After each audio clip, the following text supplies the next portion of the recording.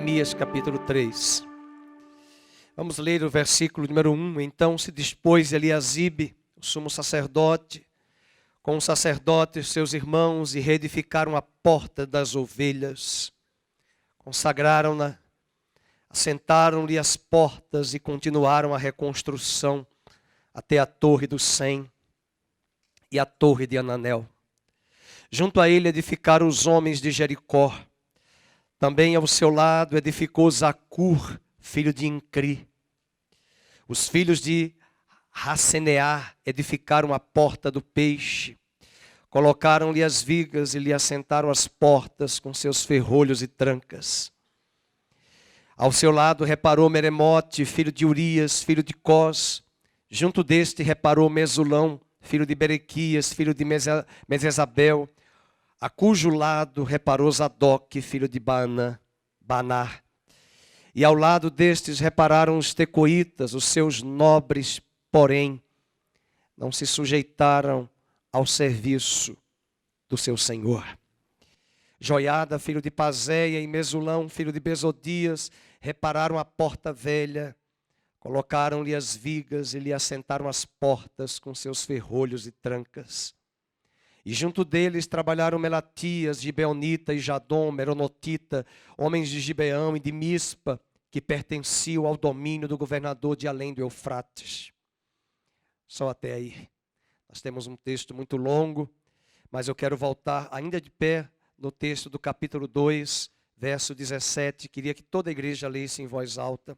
Então lhes disse: estás vendo a miséria em que estamos? Jerusalém assolada, as suas portas queimadas. Vinde, pois, reedifiquemos os muros de Jerusalém e deixemos de ser opróbrio.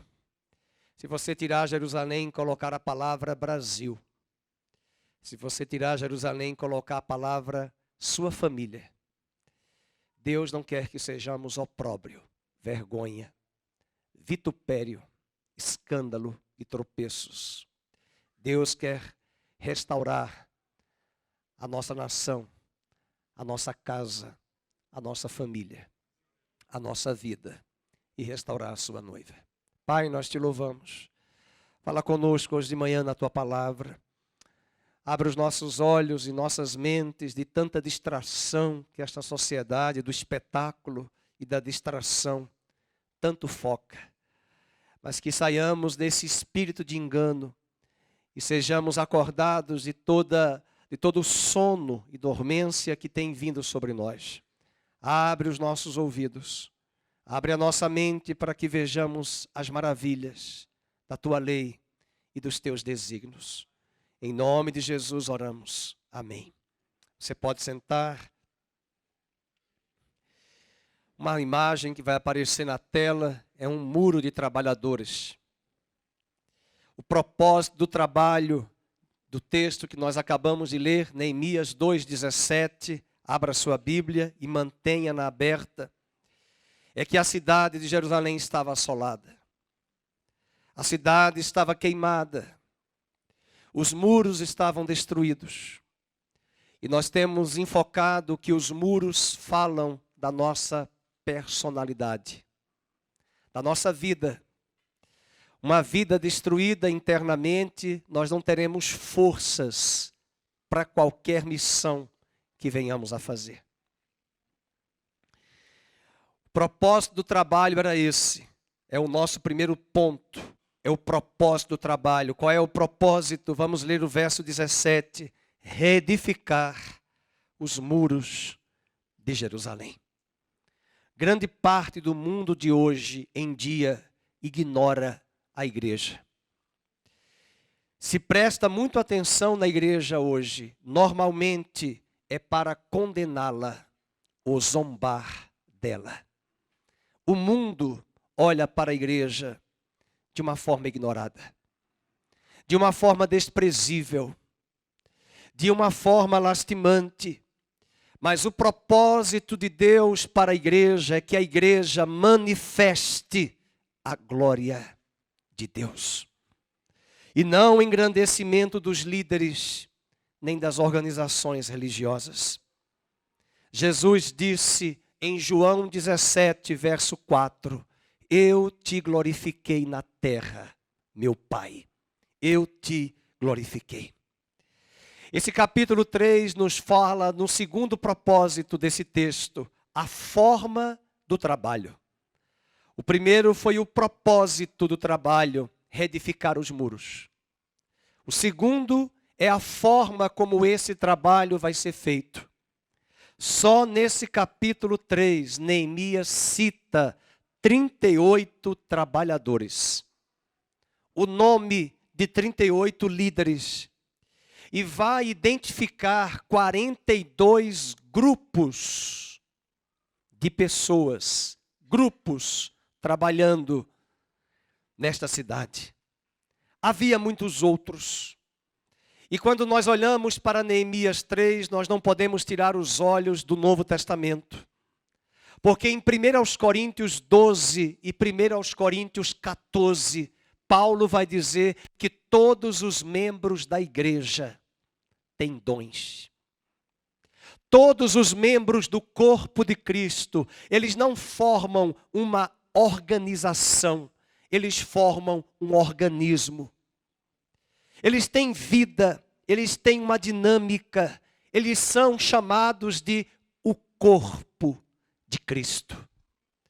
E Paulo, talvez, mesmo não tendo a formação em medicina, ele traz a figura da anatomia de cada membro, dos olhos, que se utilizam de óculos, mas para que o óculos seja usado pelos olhos, é necessário que o nariz e as orelhas deem suporte. A grande beleza da anatomia do corpo humano, que funciona não como uma empresa e uma organização, como de fato hoje muitas igrejas são organizações, mas não são organismos. Organismos é quando uma ferida em um pé, em um dedo, todo o cérebro e a musculatura e a parte neurológica e a parte de defesa do organismo se mobilizam organicamente para tratar a ferida do pé, a fim de que a mesma não venha infectar todo o corpo.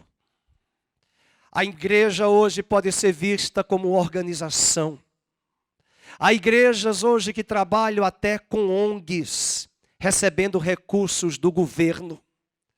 Mas ao longo da história da igreja, quando a igreja recebeu recursos do poder político, ela se deu muito mal. A igreja, ela é um organismo. A igreja, ela é um conjunto de pessoas, pessoas vivas e não mortas. A igreja, etimologicamente, tem o seu nome eclésia, ekkalel, os chamados por Deus para desempenharem uma missão, para manifestarem a glória de Deus. E esse povo judeu que estava em Babilônia, que vieram de Babilônia em quase 50 mil, quando comparados com o número que saiu do Egito, 3 milhões. Esse pequeno remanescente tem um desafio de restaurar a cidade, restaurar o templo, restaurar o culto, restaurar os muros em dias difíceis, em dias de perseguição, em dias de embates por fora do Império Medo-Persa, mas também embates por dentro, inimigos dentro da própria terra de Judá. Era Deus preparando a cidade para daquele momento até 450 anos para frente, o Messias chegasse. A obra precisava ser feita. E Neemias vai contar com a ajuda de um grupo, sim. Mas dentro dessa mesma lista, nem todos vão se engajar. Nem todos vão se envolver. Nem todos vão querer participar, porque os interesses, as distrações e o foco daquilo que Babilônia contaminou e seduziu, trouxe em muitos desses exilados desvios, falta de compromisso e de aliança com o propósito de Deus. Neemias chega a dizer que eles estavam separados. Se você olhar para essa figura tirada do Google Image, os muros arruinados. E a cidade, até hoje é uma cidade grande. Se formos olhar para naquela época, construir muros e proteger toda a cidade com uma muralha. Haja em vista o que o Trump quis fazer de um muro do México com os Estados Unidos, o gasto de toda uma fronteira de um país para levantar um muro a fim de que estrangeiros não invadissem aquela terra. O desafio de Deus nesse capítulo mostra os verbos edificar, que você pode marcar na sua Bíblia, versículo 2 do capítulo 3, acompanhe. Eles edificaram. Esse verbo aparece constantemente. Eles repararam, verso 4, ao seu lado reparou. Isso mostra que esses verbos foram usados com o sentido de reconstruir. Todo o material que eles precisavam, encontravam-se nos escombros da alvenaria. Muitas vezes a igreja está precisando criar coisas novas. Aliás, há muitos modismos.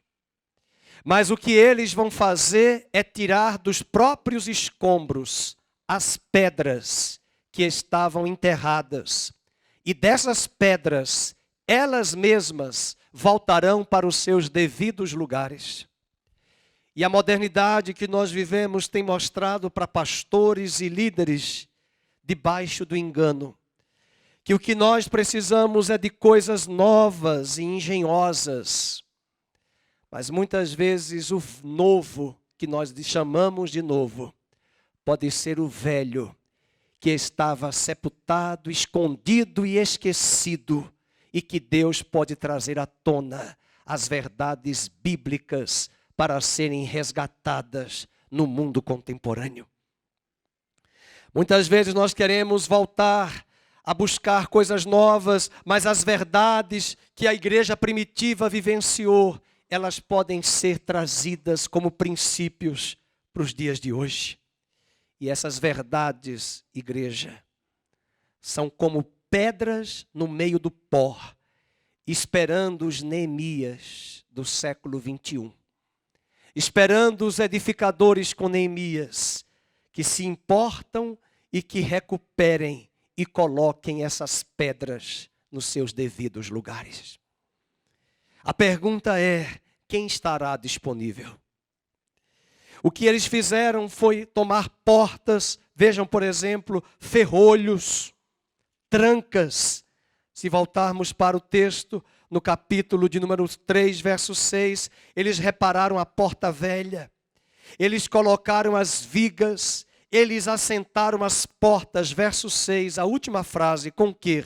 Com ferrolhos e trancas. Isso fala do encaixe. Deus não criou você para ficar desencaixado. Deus não criou você para ser uma igreja sozinho.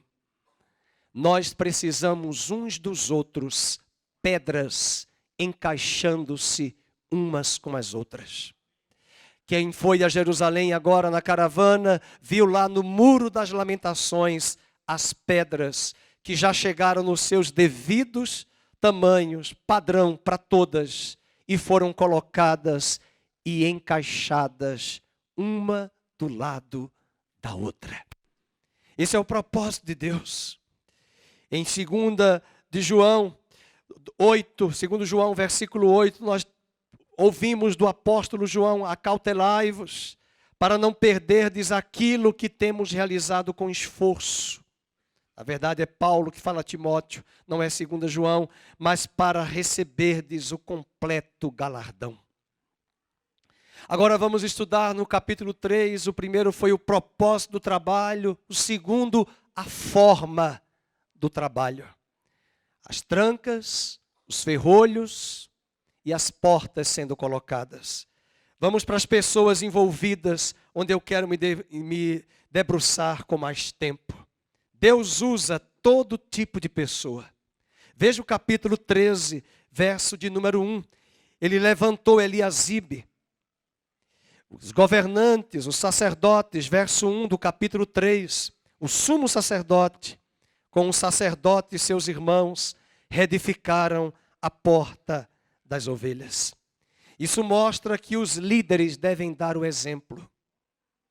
Os líderes que estão à frente, que vão tomar a convocação do povo para que todo o povo se faça presente, manifestando ali a reconstrução dos muros. É preciso que os líderes tomem consciência. Não eram apenas os governadores, mas também o sumo sacerdote.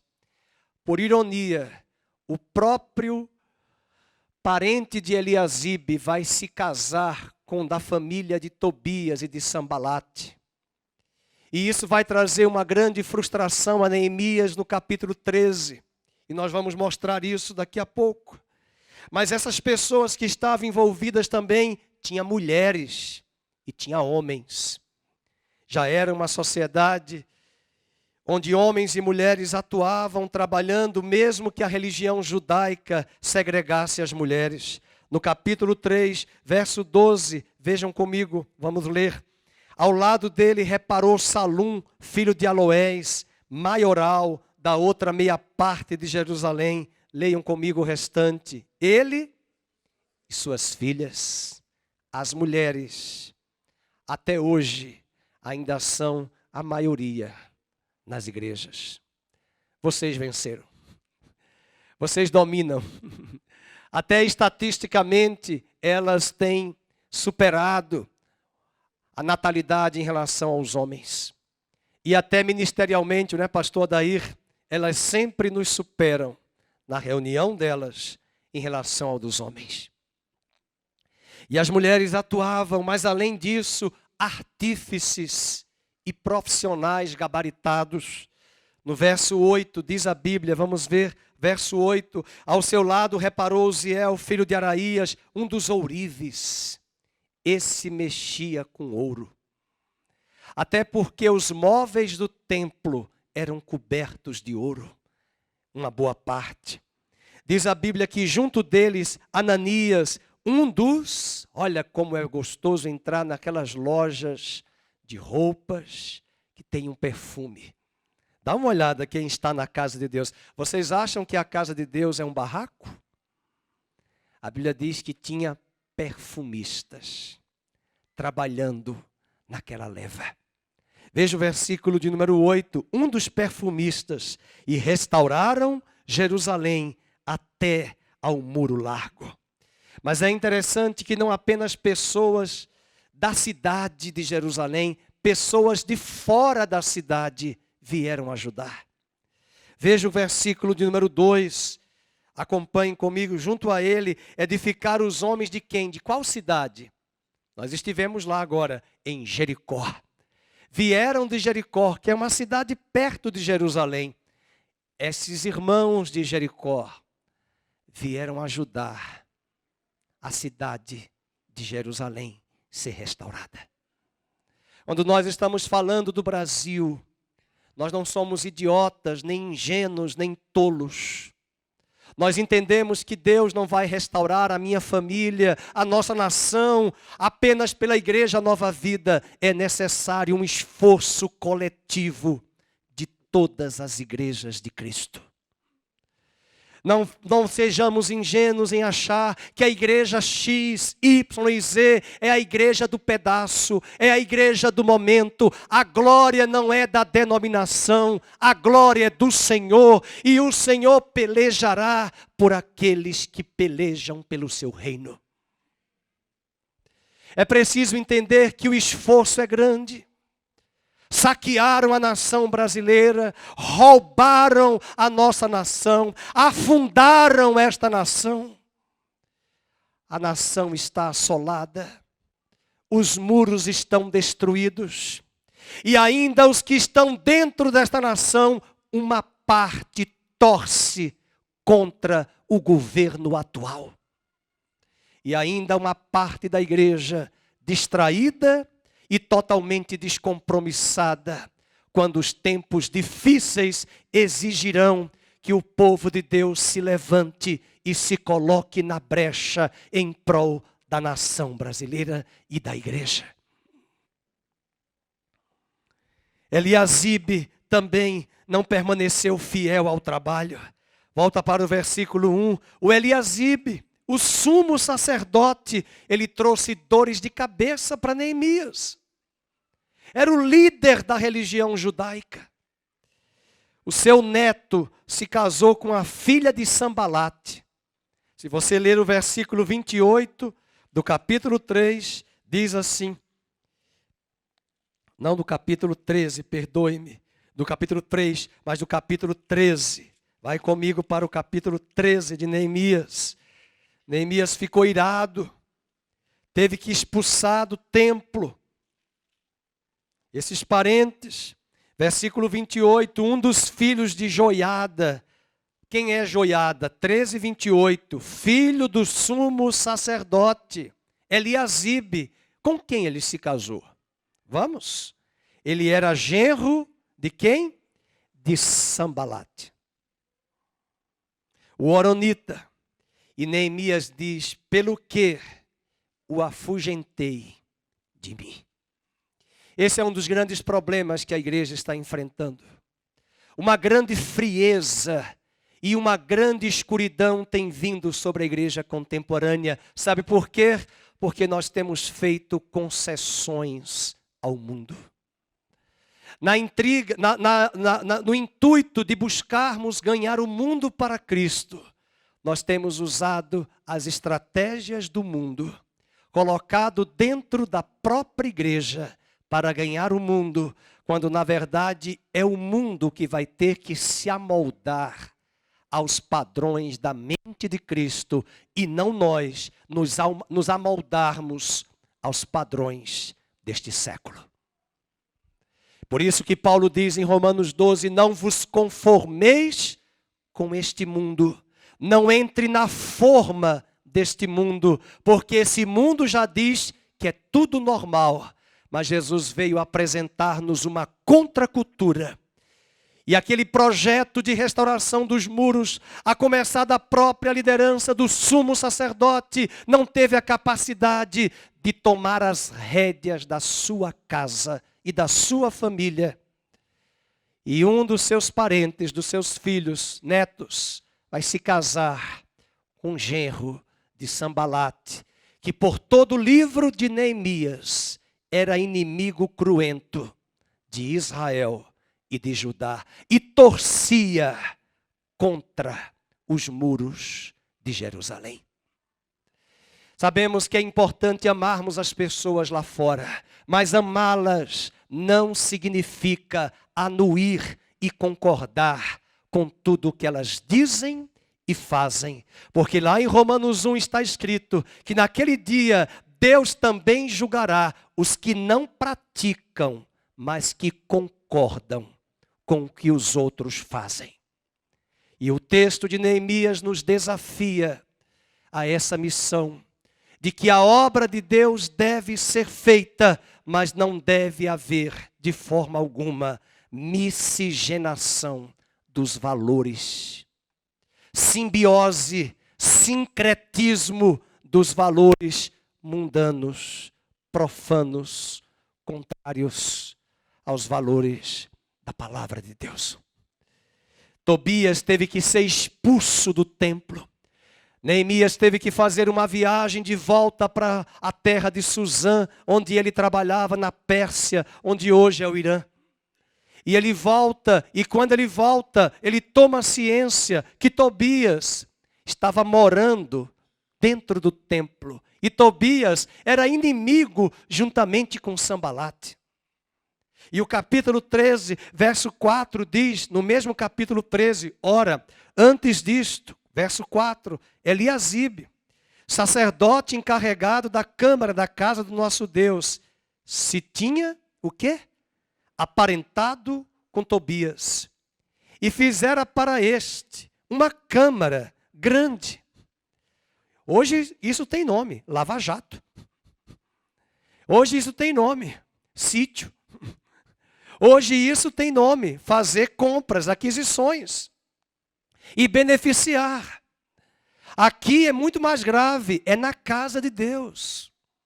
E diz o texto, e fizera para este uma câmara grande, onde dantes se depositavam as ofertas, o incenso, o utensílio, os dízimos do vinho, o azeite, que se ordenaram para os levitas. E o versículo 6, mas quando isso aconteceu, aproveitaram a saída de Neemias.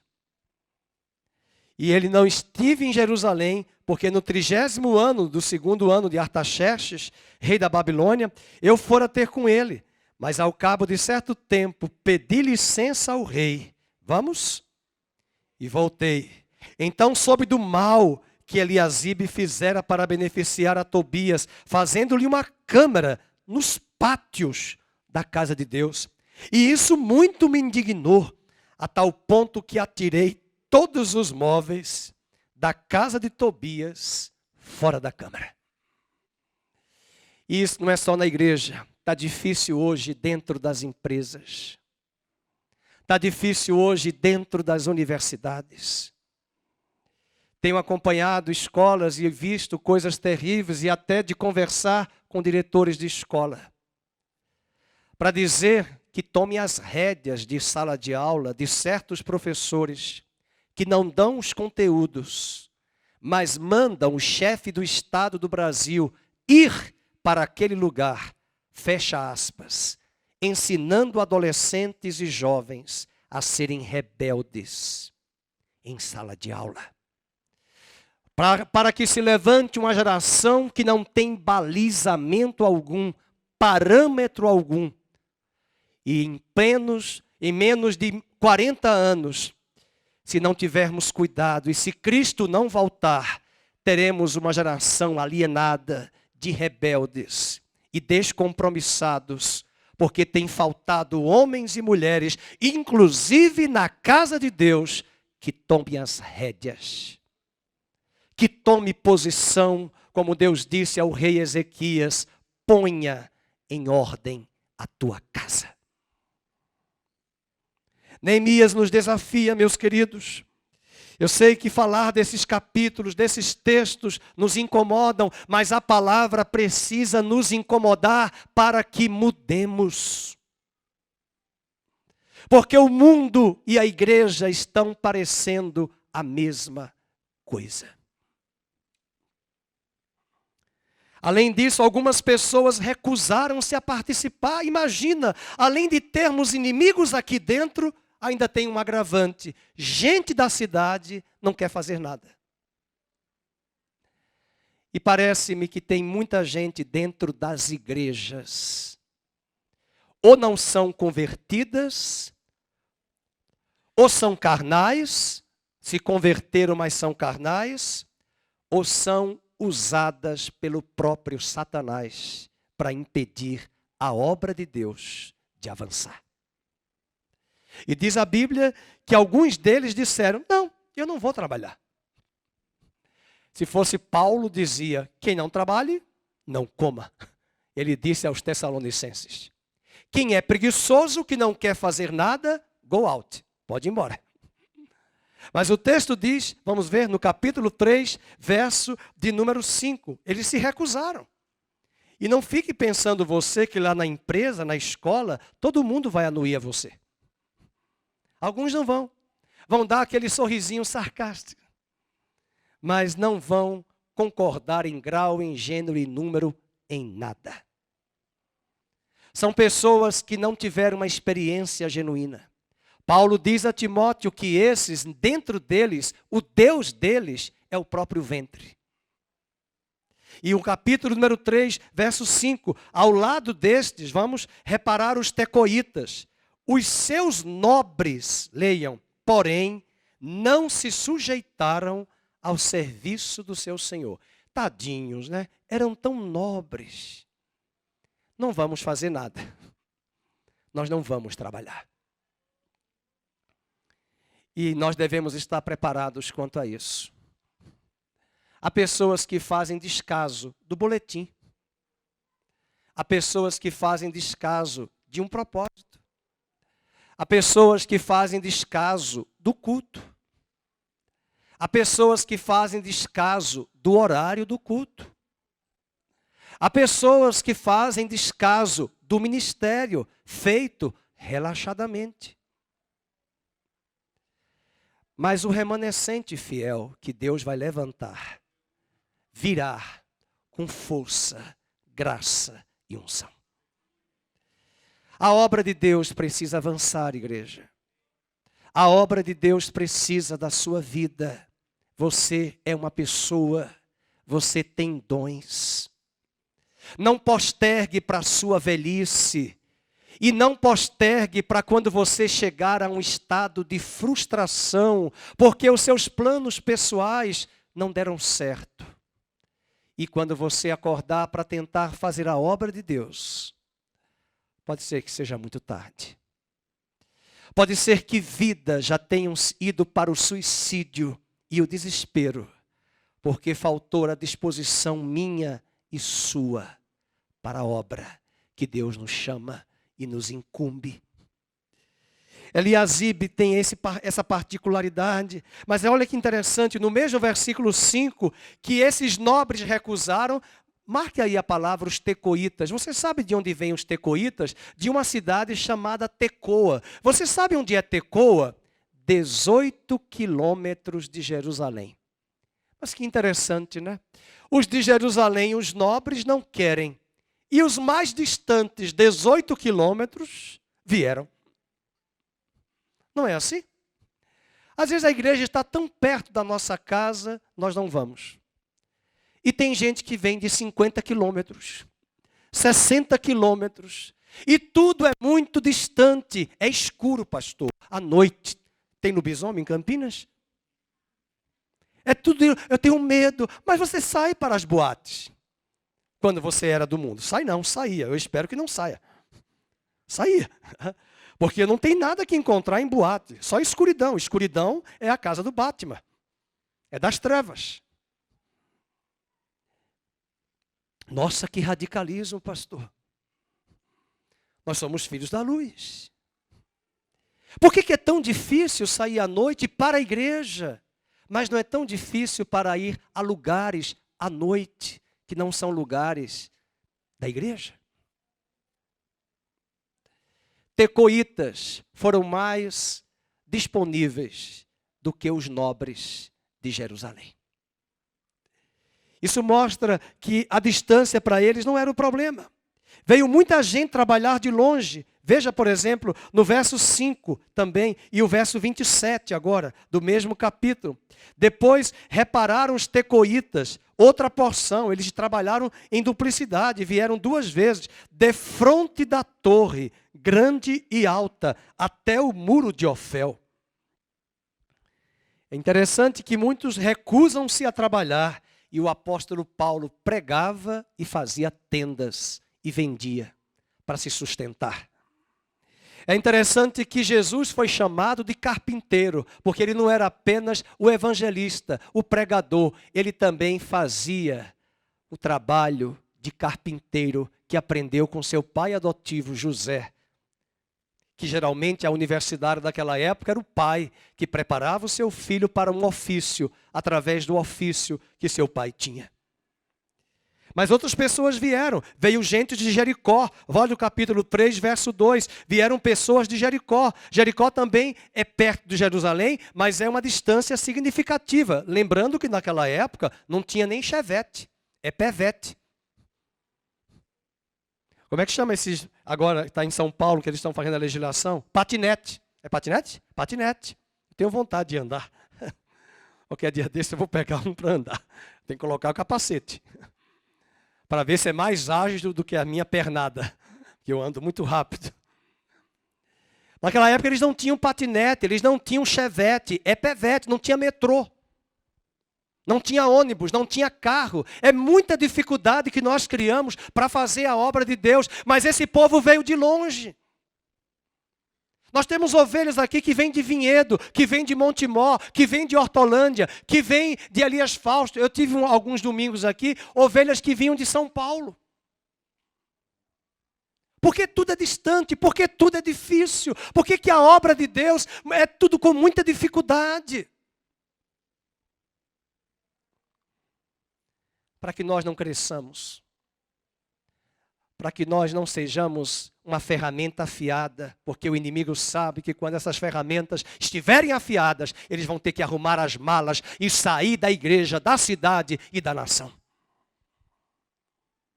Veio gente de Gibeão e de Mispa, veja o versículo 7, acompanhem comigo 3:7. Junto deles trabalharam Melatias, gibeonita, lá das terras de Gibeão. E Jadom, o meronotita, homens de Gibeão e de Mispa. Veja, e ele diz a geografia, acompanhe, que pertenciam ao domínio do governador da além do Eufrates. Em outras palavras, é gente que não é da Judéia, é gente que não é de São Paulo, é do Rio de Janeiro, é do Espírito Santo, é daqui de perto, é de Minas Gerais. Eles vieram ajudar os judeus da Judéia. Graças a Deus por muitas denominações que estão fazendo a obra, juntamente com a nossa e tantas igrejas que podem somar. Algumas pessoas trabalharam mais do que as outras. E quando alguns reclamam, lembrem-se que Jesus falou em Marcos 5:7. Jesus perguntou, que fazeis demais? Porque tem gente que reclama, eu estou trabalhando tanto. Hoje ouvimos na escola bíblica uma irmã que tocava órgão numa igreja, aí o pastor disciplinou porque ela estava em pecado, ela não aceitou, foi abrir um processo contra a igreja. Eu falei, minha querida, você é funcionária da igreja? De CLT? Não, ela foi processar a igreja por danos morais. Só porque ela tocava, mas ela estava em pecado, ela não aceitou ser corrigida.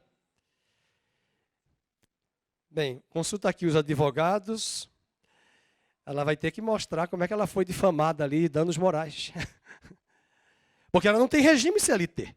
Já pensou agora, pastor Nário, todos os ministérios de louvor, processar a igreja? Aí Deus também processa.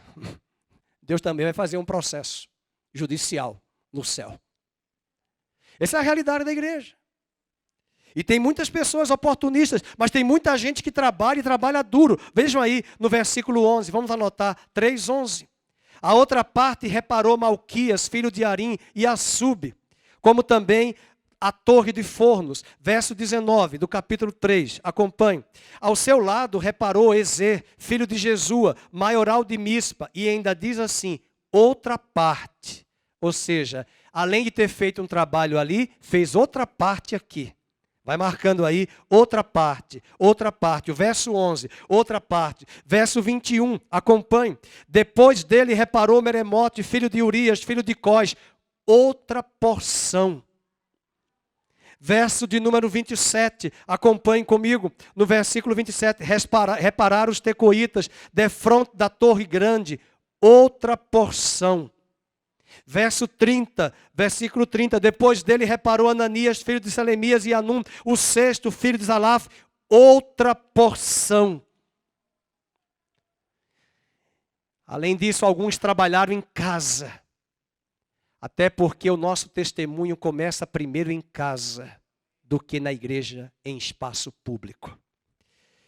Mesmo aqueles que não podem vir, mesmo aqueles que não podem estar presentes, podem estar em intercessão pela igreja em casa. Verso de número 3, capítulo 3, verso 10. Acompanhem comigo 3:10, vamos ler. Ao seu lado reparou Gedaías, filho de Arumaf, defronte da sua casa, e ao seu lado reparou Atus, filho de Asabneias. Verso 23, olha o que ele diz. É o filho. Repararam defronte da sua casa. Vai marcando aí, defronte da sua casa. E a última frase do 23, junto à sua casa. Era gente que estava trabalhando nos muros na sua casa. Até porque os muros cercavam e tinha casas próximas ao muro. Esses irmãos estavam ali trabalhando. Até o verso 30 diz: todos, defronte da sua morada, defronte da sua casa. 29, defronte, 28, 29 e 30. Diz todos os versículos, defronte da sua casa. O serviço cristão começa em casa. É melhor ser bondoso em casa do que queimar incenso num lugar distante. É um provérbio chinês. Paulo disse em 1 Timóteo 5,4: é preciso que estes aprendam primeiro a exercer piedade, primeiro com os da própria casa, para depois exercitarem piedade com os de fora. Algumas pessoas trabalharam com mais afinco do que a outras. Versículo 20. Nós temos pessoas que às vezes na igreja ficam sobrecarregadas. Pessoas que assumem tarefas porque elas veem a necessidade, elas enxergam e elas percebem que outros não querem fazer. E ela faz. Aí você diz: nossa, esse irmão aqui, essa irmã André é muito estressada, faz muita coisa. Mas você já perguntou por que ela faz muita coisa? Você já perguntou que horas ela sai da igreja, juntamente com o pastor? Nos cultos. E outros irmãos, eu poderia citar outros irmãos aqui. Nós não pensamos nisso. Nós preferimos julgar e dizer: trabalha demais, que exagero. E veja o versículo de número 20, mostrando que alguns trabalharam demais. Verso 20. Depois dele, reparou com grande ardor. Marque a palavrinha aí, grande ardor. E eu fui buscar a palavra no hebraico. Em hebraico, essa palavra ardor significa encandecer, queimar. Ou seja, eu vou brincar, ela queimou muitas calorias. Foi alguém que trabalhou com muita intensidade. Verso 20. Reparou com grande ardor Baruque, filho de Zabai, outra porção, desde o ângulo do muro até a porta da casa de Eliasibe, o sumo sacerdote. Em Eclesiastes 9:10, Salomão diz: tudo quanto vier para fazer, faze conforme as tuas forças. E Provérbios 18:9 diz: quem é negligente na sua obra, já é irmão do desperdiçador. Quem é negligente, já é ajudante daquele que desperdiça. Agora, para finalizar, vamos ao local de trabalho. Há mais de 10 portas aqui, torres, mas a hora já chega. E eu separei algumas portas. A primeira porta é a porta das ovelhas. No versículo 1, eles reedificaram. E é interessante, é a única porta que foi consagrada. Versículo 1 diz: consagraram-na. Pode marcar aí, consagraram-na. As outras dizem: assentaram-lhe as portas. Por que a porta das ovelhas? Porque essa porta, as ovelhas, os animais, entravam por ali para o sacerdote fazer os sacrifícios. Mas Jesus disse que eu sou a porta, e aquele que entrar por ele achará pastagem. Você já entrou por essa porta, você é uma ovelha, e Deus não quer que sejamos bodes e carneiros com chifres, quer que conservemos em nós a mansidão, a pureza e a simplicidade de uma ovelha. A porta do peixe é uma outra porta no versículo 3 que vai ser restaurada. Versículo 3, os filhos de Hasseneá edificaram a porta do peixe, colocaram-lhe as vigas e lhe assentaram as portas. Essa porta ficava a oeste da porta das ovelhas. E além disso, essa porta estava muito próxima à Torre dos 100 e à Torre do Ananeel. Torres que eram colocadas para serem lugares de vigilância e monitoramento. O peixe na Bíblia, inclusive em alguns carros, vocês vão encontrar o peixe, porque peixe em grego é ictus, e ictus o peixe foi o símbolo da cristandade, não apenas pela multiplicação dos pães e dos peixes, mas que até mesmo pela própria palavra peixe em grego trazia títulos e atributos acerca de Cristo. Por exemplo, Jesus Cristo, Deus único, homem e Deus Senhor. Para mostrar os atributos e aquilo que Cristo veio fazer por nós, o único, Deus homem e nosso Salvador e nosso Senhor. Outra porta, a porta velha. É interessante essa porta velha no verso 6. Você vai dizer, nossa, velho tem que jogar. Não, velho é experiente. Há muita coisa que no mundo de hoje nós desprezamos o velho e só queremos o novo, as coisas novas. E diz o capítulo 3, no verso de número 6, vamos ler. Joiada, filho de Pazéia, Mesulão, filho de Bezodias, repararam a porta velha. Era uma porta da esquina no Antigo Testamento, chamada porta da esquina. Alguns estudiosos chamam esta porta de Mishné, que quer dizer cidade nova, ou cidade baixa. E por incrível que pareça, olha que ironia, a porta velha era a porta nova da cidade. E é das coisas antigas que surgem as novidades, e estas não poderiam existir sem aquelas. Aquela porta que eles vão chamar de porta velha, foi a porta nova da cidade de entrada, que eles chamavam desse nome, em função de que era uma porta velha. E a palavra Mishné quer dizer cidade nova. Mas eu quero finalizar com 3 portas, que tem muito mais a ver com a nossa vida. Anote aí se você puder. É a porta do vale, a porta do monturo, que é o lixo, e a porta da fonte. A porta do vale está no versículo 13. Era uma porta que ficava de frente para o vale do Inom. Inom era um lugar onde os reis adoravam o deus Moloque e matavam as crianças vivas, amarradas e queimadas no fogo ao deus Moloque. Foi esse lugar do vale de Inom, chamado em hebraico Giena, em grego, Giena, lugar de fogo. Foi ali que Jesus disse que no inferno é como Giena, onde o fogo nunca se apaga e o verme nunca se acaba, porque era o lugar onde o lixo era queimado e também era o lugar onde práticas ocultistas eram feitas. E aquela porta velha, aliás, a porta do vale, mostra que todos nós cristãos precisamos de uma porta do vale, porque Deus resiste aos orgulhosos, mas dá graça aos humildes. E somente quando nós servimos a Cristo e nos submetemos aos outros, é que nós podemos viver na plenitude daquilo que Deus tem para nós. O Vale do Inom é o lugar para nós deixarmos a nossa soberba e o nosso pecado e o nosso orgulho. Mas temos a porta do monturo, no verso 14, é a porta do lixo. Ficava na extremidade sul da cidade. Essa porta do vale, na verdade, eu confundi aqui, a porta do vale, mostrando lá esse local que era de frente ao vale do Inom. E agora a porta do monturo, onde fica o lixo, onde estava ali o vale do Inom, que é o Giena, eu corrijo.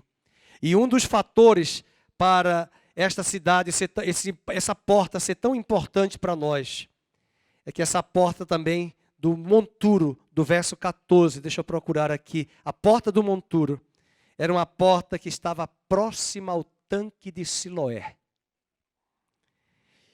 E isso mostra para nós que um dos fatores da saúde de uma cidade é o descarte do lixo. Se não tiver descarte do lixo, nós vamos ter problemas de saúde.